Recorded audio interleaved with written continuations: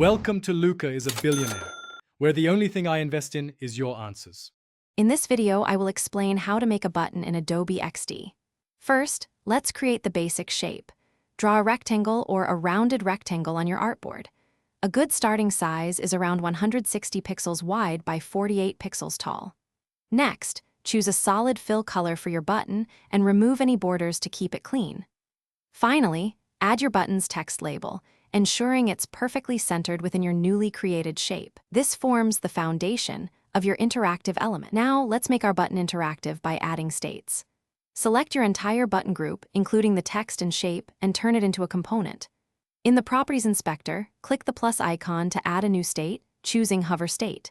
Adjust the background color or text color slightly for this state. Then, add another state, a tap state, and make a more distinct visual change, perhaps a darker shade or a subtle scale, to provide clear feedback when a user clicks it. This enhances user experience. Once you have your emulator and ROM, it is time to set things up. Install the emulator app from your phone's app store. Open it and look for an option to load or import a ROM. Browse to the location where you saved your Super Mario Bros. File and select it.